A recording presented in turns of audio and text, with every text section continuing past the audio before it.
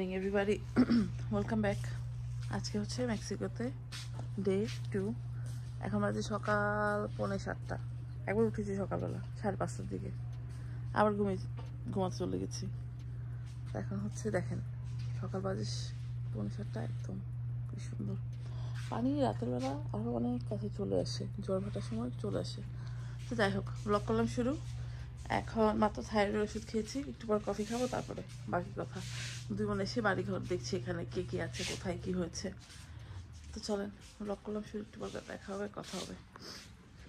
বসে বসে ভাবলাম যে একটু সকাল সকাল যে একটু পানি টানি পাড়িয়ে আসি। জিজেলকে ডাকলাম, জিজেলকে ঘুমাচ্ছে, একবার উঠেছে, উঠে আবার ঘুমাতে গেছে। ঈশান এখনও ঘুমাচ্ছে। আর দেখেন পুরোটাই ফাঁকা। মনে হয় যেহেতু আগে বললাম মিডল অফ দ্য উইক, মনে হয় না লোকজন বেশি একটা আছে। কোনো একটা রিসোর্ট, একটা দুটো রিসোর্টে আছে মানুষজন, একদম পুরাই ফাঁকা। ওই দূরে একটা লোক দেখা যাচ্ছে, মানে মহিলারা পুরুষ যায় না। এখানে একজন মহিলা হাঁটছে, এই দেখেন একটাই মহিলা হাঁটছে, দেখা যাচ্ছে কিনা যায় না। তো চলেন যাই দেখে আসি, কারণ রাতের বেলা পানি এত দূর চলে আসে, অনেক দূর চলে আসে, যে দেখেন এত দূর চলে আসে পানি। আর এখনো পানি আছে ওই দূরে।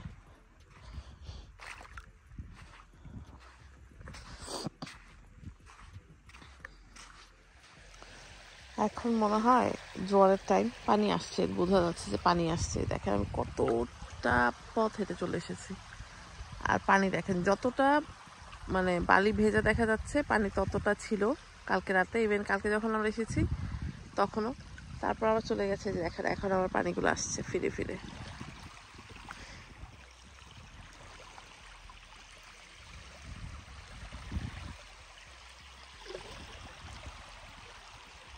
আমি তো স্যান্ডেলের চিন্তা মরে যাচ্ছি, স্যান্ডেল আবার ভেসে চলে যায়। দাঁড়ান স্যান্ডেলটা পরেই নেই। আর পানির মধ্যে নামবো, স্যান্ডেল পরে কীরকম লাগে বলো? আবার স্যান্ডেলটা রেখে যাওয়া বিপদ, দেখা যাবে যে পানি চলে এসেছে, অত দূর চলে গেছে।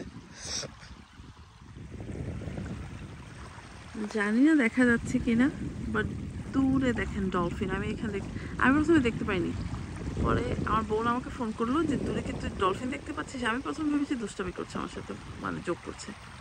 পরে দেখি না সত্যি সত্যি ওই যে দেখেন, ওই যে এখানে জাম্প করছে অনেকগুলা। ও মাই গুডনেস, দাঁড়ান ধরে গিয়ে দেখছেন, ওই যে এখান থেকে দেখা যাচ্ছে, দেখবেন এখানে লম্বা মতো একটা মানে ফিন দেখা যায় ডলফিনের। কোথায় গেল এখন, আমার হচ্ছে না, এটাই সমস্যা। ভিডিও তুললে তখন আর হয় না। ওই যে দেখা যাচ্ছে, আমি জানি না দেখতে পাচ্ছেন কিনা, কোথায় ক্যামেরা তাক করেছি নিজেও জানি না।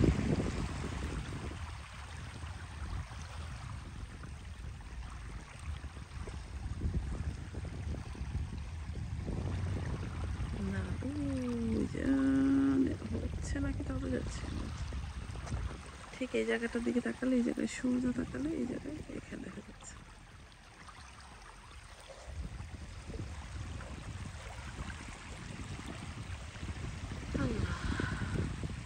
আর পানির শব্দটা এই একা একা বিচে এত ভালো লাগছে, মানে আমার আশেপাশে সীমানায় কেউ নেই, কেউ নেই বলতে কেউই নেই। Okay, now it's on. It's on for a while. ঠান্ডা ডলফিন দেখলাম, আপনাদের দেখানোর চেষ্টা করছি, দেখেছি কিনা যায় না। তারপর মেয়েকে ডেকে নিয়ে গেলাম, কখন পানি পানি পারলাম আর কি হচ্ছে কাহিনি। তারপরে ঝিনুক পুরালাম, এসে এই যে কফি বানিয়েছি আর এই যে কুকি দিয়ে খাচ্ছি। এই হচ্ছে মানে এই লাইফটা যদি থেকে যেত সারা জীবন আমি এটাই পছন্দ করতাম, সমুদ্রের পাশে এরকম বসে বসে কফি খাবো, আর মনে করেন যে এখানে রাতে পোলাও রান্না, মাংস রান্না, এটাই যদি লাইফ হতো তাহলে তো ভালোই হতো। বাট এটা তো বেশি দিন না, মনে করেন আজ বাদে কালই চলে যাবো এখান থেকে। মানে আমি দুনিয়া থেকে বলিনি, কিন্তু বিচ থেকে বলেছি। মানুষ বলেন আজ বাদে কাল দুনিয়া, আমি দুনিয়া থেকে বলিনি না, এই বিচ হাউস থেকে মনে করেন কালকে আমরা চলে যাব। এই হচ্ছে কাহিনী। যাই হোক, এনজয় করি, আপনাদেরকে দেখালাম আর কি কী হচ্ছে লাইফে। এই লাইফটা হলে ভালো হতো না বলেন? কে কে জানেন এরকম লাইফ, কমেন্ট করে জানাবেন। আমি তো কালকে রাতে আমার বোনকে বলেছি এখানে যে ঝড় আসলে ভালো হতো। যাই হোক চলেন, আবার দেখা হচ্ছে একটু পরে। খালি তখন পানিতে ছিলাম, মাত্র উঠে এলাম, আর দেখেন পানি কত দূর এসেছে, মানে সাদা বালি আর হচ্ছে নীল পানি। মানে কি যে সুন্দর লাগছে, কি যে সুন্দর লাগছে দেখেন। আশেপাশে কেউ নেই, মোটামুটি প্রত্যেকটা বাড়ি খালি। এখানে শুধু অনেক দূরে 2-3টা বাড়ি পরে একটা বয়স্ক কাপল থাকে। দেখেন কি যে সুন্দর লাগছে, একটা ছবি নিয়ে নিই। মানে পানি দেখে আমরা সবাই একেবারে পানিতে নেমে গেছি, কেউ বাদ দেয়নি। ঈশান বলেন, আপনার ভাইয়া, সবাই আমরা পানিতে চলে গিয়েছিলাম। এখন বাজে হচ্ছে দুপুর 1টা, আমরা এখন খেতে।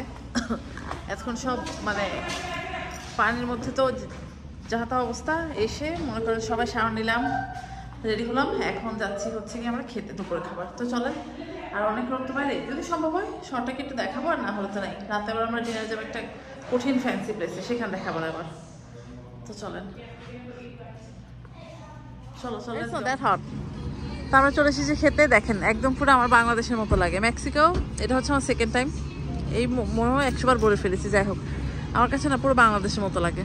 তো আমরা একটা সি ফুড রেস্টুরেন্টে এসেছি, পাশে দেখলাম সুভিনিয়ার শপ আছে, তো ওখানে যাবো নি আপনাদেরকে। তো চলেন যাই, খাওয়া দাওয়া করে। আমরা উপরে যাচ্ছি না, নিচেই নিচেই। হ্যাঁ না, নিচেই থাকি, থাক চল।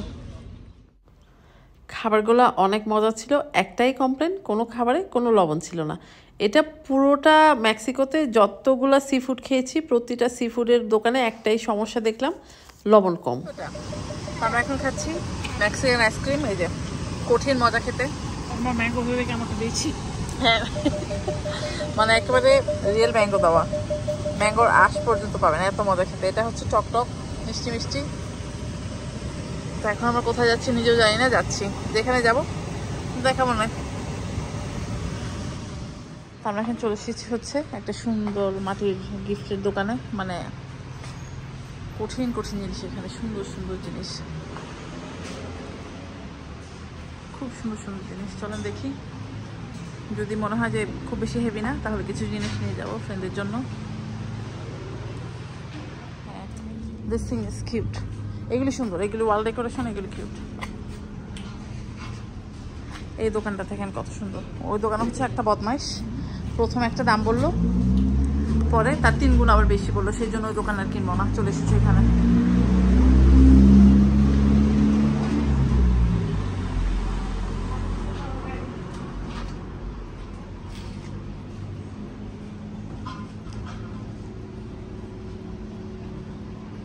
এই ওয়াটার ফাউন্টেনটা সুন্দর, সিলভি দেখ, পাখির খাবার, এটা খুব কিউট,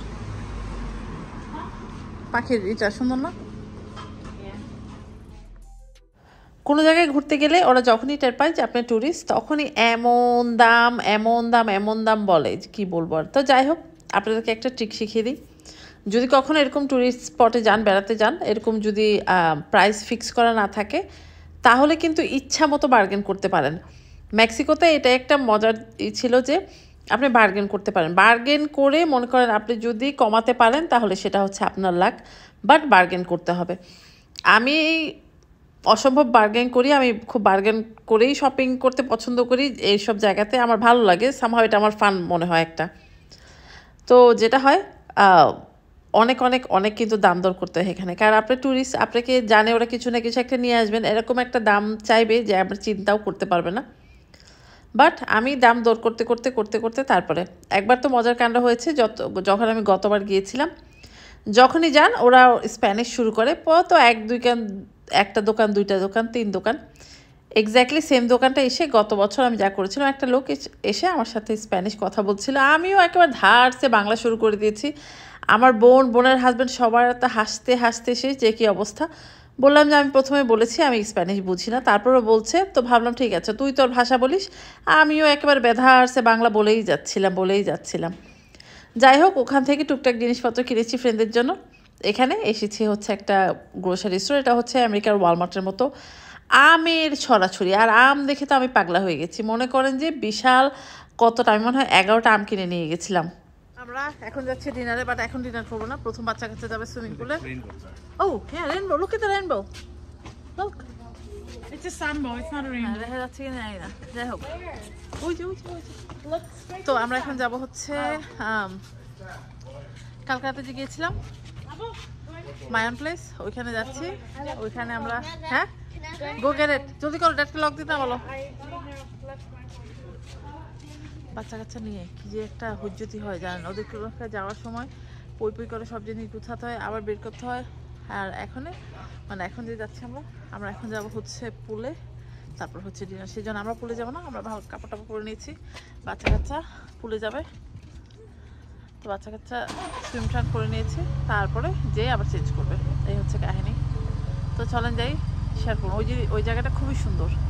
কালকে তো রাতে গিয়েছিলাম, আজকে দিনের বেলা যাচ্ছি, খুবই সুন্দর। চলেন, আমরা চলে এসেছি। এই যে দেখেন কি যে সুন্দর, ওই যে দেখেন ওইটা হচ্ছে বিচ, আর এখানে হচ্ছে পুল। হ্যাঁ, তো চলেন যাই। কালকে রাতে যখন এসেছিলাম এই জায়গাটা অত একটা বোঝা যায়নি। হ্যাঁ, এখানে আমার ভয়েস ওভার করতে হবে কারণ মিউজিক চলছে।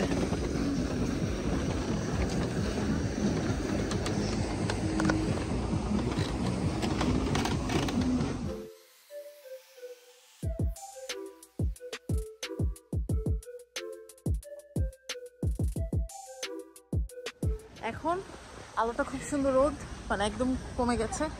যদি প্ল্যান ছিল শাড়ি পরে ছবি উঠাবো, বাট কালকে যাওয়ার আগে শাড়ি পরে ছবি তুলে দেবো, সেই জন্য। আর আমরা আছি এখানে খাবো।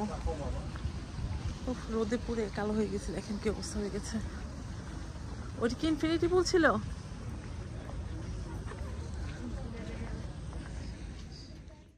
তিন ভাই বোনে মিলে একেবারে পানিতে ঝাপাঝাপি, মনে হচ্ছিল ওরা পারমেট হয়ে গেছে একেবারে। তো সমুদ্রের পানিতে আবার পুলের পানিতে, মানে সারাদিন যদি ওদেরকে পানিতে রেখে দেন সারাদিনই পানিতে থাকবে। তো জিজেল, ঈশা, আইসার আর হচ্ছে গিয়ে লিথিয়া, ওরা হচ্ছে পুলে নেমেছে। আর আমি এখানে তো মডেলিং করছিলাম। তা আমাকে মনে করেন যে আমার বোন, আমার মানে আপনাদের ভাইয়া, তারপর হচ্ছে আমার বোনের হাজব্যান্ড সবাই মিলে ছবি তুলে দিচ্ছিল। আর সবাই দুষ্টামি করছিল যে সেলিব্রিটি এসেছে, তো একটু ফান হচ্ছিল। আর ভিউটা দেখেন, এত সুন্দর ভিউ, মানে কি বলবো। আমার তো মেক্সিকো ছেড়ে আসতেই মন চাইছিল না, যে ওখানে একটা বাড়ি কিনে ওখানেই বসবাস করে যাই। মানে ভিউটা দেখেন, এত সুন্দর ভিউ, মানে এখানে বসে বসে সারাদিন মানে কবিতা লিখে ফেলতে পারবেন। যে কেউ মনে হচ্ছে এই সুন্দর একটা মানে জায়গায় বসে এত সুন্দর ভিউ দেখে কবিতা লিখে ফেলতে পারবে, এত সুন্দর ভিউ। তা আমরা ছিলাম, মজা হয়েছে, অনেক মজাই করেছি। তা এখন যাচ্ছি আমরা খেতে, আমরা খানা পিনা খাবো। খুব বাচ্চা টাচ্চারা তো মনে করেন যে পুলের মধ্যে থেকে উঠে আসতে চাচ্ছিল না, ও জোর জবরদস্তি মানে ধরে বেঁধে নিয়ে আসা হয়েছে। আর এই জায়গার এই জিনিসটা খুব ভালো লেগেছে, সব হচ্ছে নারকেলের, মানে কি বলে এটাকে, নারকেল, এটা মানে নারকেলের ভেতরটা হয়তো বা সামাহাও বের করে দিয়েছে, তারপর নারকেলগুলোকে রেখে দিয়েছে অ্যাজ এ ডেকোরেশন, একটা সুন্দর একটা কি বলবো নেটের মধ্যে। তো ঠিক আছে, আমরা এখন খাবার দাবার খাবো। এখানে অনেক মজার মজার স্যালাড ছিল, তারপর হচ্ছে স্যুপ ছিল, আরও কী কী ছিল। তো আজকে ওদের খাবার মধ্যে ছিল চিকেন আর স্টেক। তো আমরা সবাই, আমি স্টেক খেয়েছি, আর আপনার ভাইয়া আর কে কে চিকেন খেয়েছে খেয়াল নাই। তো স্যুপ খেয়েছি, স্যালাড খেয়েছি, আর খাবার খেয়েছি। খাবারটা দেখাচ্ছি, দাঁড়ান, খুব ফ্যান্সি একটা খাবার ছিল। মানে খাবারটা দেখলেই একেবারে খুব ফ্যান্সি মনে হচ্ছিলো, যে দেখেন কি সুন্দর ডেকোরেশন। তো ঠিক আছে, ডিনার খাই, পরে কথা, চলেন।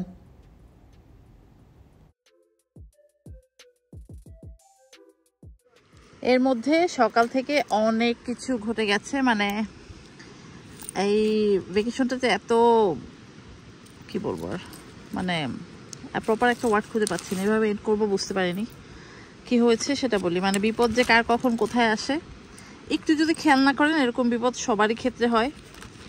তো কী হয়েছে সেটা বলি, মানে মনটা খুব খারাপ লাগছে। ভেবেছিলাম আজকে লাস্ট ডে, খুব এনজয় করে খুব মজা করে ভিডিওটা এন্ড করবো, আপনাদের সাথে শেয়ার করব। তো কালকে রাতে হঠাৎ, মনে করেন রাত 1টা থেকে 1টা এরকম হবে, হঠাৎই আপনাদের ভাইয়ার পেটে ব্যথা শুরু হয়, চরম পেটে ব্যথা। মানে ভেবেছিলাম যে একেবারে মানে কি বলবো, বমি করে একেবারে অস্থির অবস্থা। তো সকালে 7টার দিকে আমরা এন্ড আপ হসপিটাল নিয়ে গেছি, মেক্সিকোতেই হসপিটালে নিয়ে গেলাম। কারণ কি হয়েছে, আপনার ভাইয়া এত তেঁতুলের আচার খেয়েছে, আর হচ্ছে বাদাম টাদাম খেয়েছে, হয়ে গেছে ফুড পয়জন। মানে কি বলবো, সিরিয়াস এক হুজুতি হয়ে গেছে আর কি। তো এই যে আমরা, মানে ওরা স্যালাইন ট্যালাইন দিয়ে এখন ঠিক আছে, সব কিছু ঠিকঠাক, কোনো সমস্যা নেই। যেহেতু অনেক তেঁতুল খেয়েছিল, তারপরে তেঁতুলের সাথে বাদাম খেয়েছে, তারপর হট সস এগুলো খেয়েছে, সব কিছুতে খুব খারাপ একটা অবস্থা হয়ে গেছে।